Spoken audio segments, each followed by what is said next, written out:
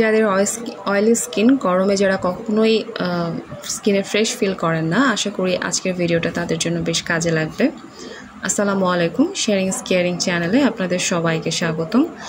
আমি মূলত স্কিন কেয়ারের জন্য টিস্যু প্রোডাক্টগুলো খুঁজে খুঁজে ব্যবহার করি, আর তারপর সেটা আপনাদের কাছে শেয়ার করি যে আমার কেমন লাগলো। মায়া মার্কেটে দুটো আলাদা ভেরিয়েন্টের স্কিন ক্রিম নিয়ে এসেছে।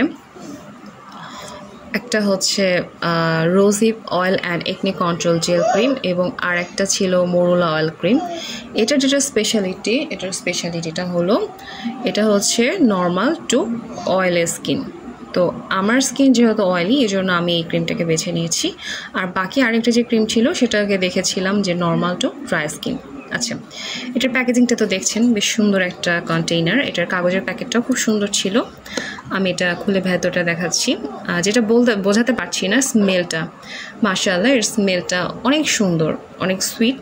তবে কড়া সুইট না, যেটা আসলে নাকে লেগে থাকে, খুব মিষ্টি ঘ্রাণ দেয় তা না, একটা লাইট সুন্দর স্মেল। আচ্ছা, যাই হোক, এটার টেক্সচারটা যেটা বোঝাতে চাচ্ছি সেটা হচ্ছে জেল টাইপ, মানে বেশ ওয়াটার বেস আর কি, অনেক লাইট ওয়েট। এখানে লেখা আছে যে non greasy and light weight texture. তো এটা আসলে কিভাবে বুঝবেন সেটা তো আপনারা নিজেরা ব্যবহার করলে জানতে পারবেন। আমার কাছে যেটা খুব ভালো লেগেছে সেটা হচ্ছে, আমার স্কিন তো অয়েলি বললামই, গরমের সময় দেখা যায় যে আমি আসলে পাউডার ছাড়া অন্য কোনো ক্রিম ইউজ করতে পারি না। এটা ব্যবহারের যেটা এক্সপিরিয়েন্স সেটা হচ্ছে, প্রায় 3 সপ্তাহ বেশি সময় ধরে তো ব্যবহার করছি। মুখটা ধুয়েছি, মুছেছি, 5-6 মিনিটের ভেতর দেখা গেছে যে স্কিনটা আবার একটু হালকা ঘামা ঘামা তেল ভাব চলে এসেছে। ওই অবস্থাতে হালকা মুছে তার উপরে আমি ক্রিমটা অ্যাপ্লাই করেছি। 5-6 মিনিট পর যেটা ফিল হয়েছে যে স্কিনটা তেল অ্যাবজর্ভ হয়ে গেছে, মানে আমার স্কিনের যে অয়েলগুলো ছিল সেটা সহ ক্রিম সবই অ্যাবজর্ভ হয়ে স্কিনটা পুরো ফ্রেশ একটা ভাবে আছে।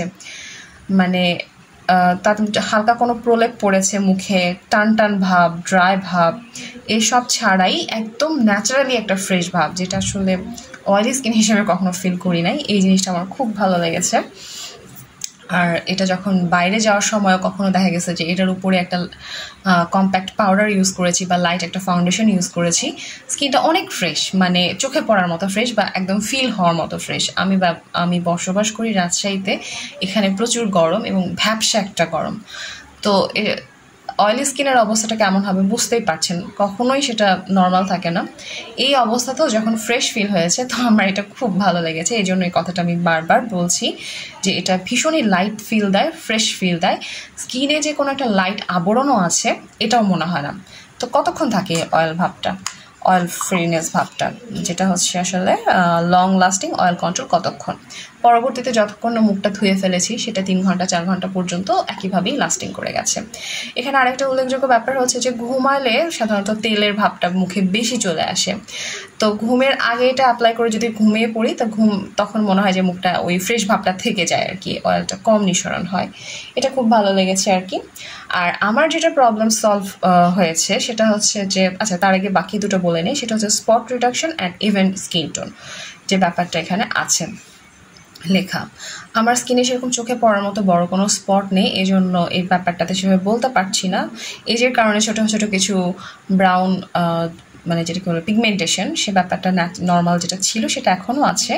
ইভেন স্কিন টোন, হ্যাঁ স্কিনে কিছুটা ইভেন আনইভেন টোন কোথাও কোথাও আছে, সেটা আসলে চোখে পড়ার মতো রিডাকশন কোনো ফিল হয় নাই, সেগুলো একই রকম আছে।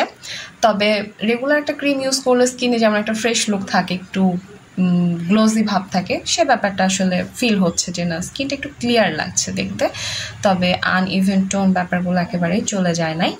এরপর যেটা হচ্ছে যে একনে রিডাকশন, আমার স্কিনে আসলে একনে নাই, এজন্য এটাতে কতটা কার্যকর হতে পারে এটা আমি বলতে পারছি না। তবে তেল যে অবজার্ভ করে এবং তেলটাকে ভালো মতো কন্ট্রোল করে এটা তো বললাম। তো কারো যদি এরকম হয় যে না তেলটা কন্ট্রোল হলে পিম্পল প্রবলেম কমে যেতে পারে, সেটা কাজ করতেই পারে, এটা আমি বলতে পারছি না। তো আমার জন্য যেটা খুব কার্যকর হয়েছে সেটা হচ্ছে আমার টি জোনে, মানে ফেসের টি জোনে হোয়াইট হেডসের ব্যাপক প্রবলেম। সেটা হচ্ছে মনে হয় যে প্রত্যেক দিন যদি একবার করে স্ক্রাব করি, তারপরেও মনে হয় সন্ধ্যা বা রাতের দিকে মনে হয় যে স্কিনটা আবার খুব চোখে পড়ার মতো, হেডস চোখে পড়ার মতন ভাব চলে আসে, বা একটা রুক্ষ ভাব, খসখসে ভাব চলে আসে। তো আমার সেই হেয়ার্স প্রবলেমগুলো অনেক কমে গেছে, এখন অনেকটাই চোখে আর পড়ে না, আনভিজিবল ব্যাপার হয়ে গেছে, যে সহজে আর চোখে পড়ছে না। এরকম একটা এই ফিচার্সটা আমি লক্ষ্য করেছি, যেটা বেশ কাজের মনে হয়েছে আমার কাছে। তো আসলে এই 3 সপ্তাহ ব্যবহার করার পরে আমার কাছে মনে হয়েছে যে এটা আমাদের দেশি একটা প্রোডাক্ট এবং ভীষণ রিজনেবল প্রাইসের। তো যারা অয়েলি স্কিন তারা এটা ব্যবহার করে বেশ উপকার পাইতে পারেন। মেকআপের বেস মেকআপ হিসাবে এটা ব্যবহার করতে পারেন, তাতে এটা বেশ ভালো কাজে দিবে বলে আমার মনে হয়। আর এটার পরিমাণ হচ্ছে 50 ml এবং এটার প্রাইস লেখা আছে 230 টাকা, তবে আমি এটা মার্কেট থেকে 180 টাকাতে কিনেছি। বেশ ইফেক্টিভ একটা দেশি ক্রিম, সেজন্য আমি আপনাদের সাথে শেয়ার করলাম।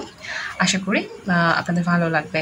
আর একটা ব্যাপার, আমি যেহেতু দেশি ক্রিম নিয়ে সাধারণত ইউজ করছি এবং সেগুলো রিভিউ দিচ্ছি আপনাদেরকে, আপনাদের যদি কারো সেরকম কোনো ক্রিমের ব্যাপারে রিভিউ নেওয়ার মানে আমার কাছ থেকে জানতে চান যে এই ক্রিমটা ইউজ করে কেমন হতে পারে, আপনারা কমেন্টে সেটা শেয়ার করতে পারেন। যদি আমার মনে হয় স্কিনটা মানে সেই প্রোডাক্টটা আমার স্কিনের জন্য উপকারী হতে পারে, তাহলে সেটা আমি আপনাদেরকে ইউজ করে অবশ্যই জানাবো।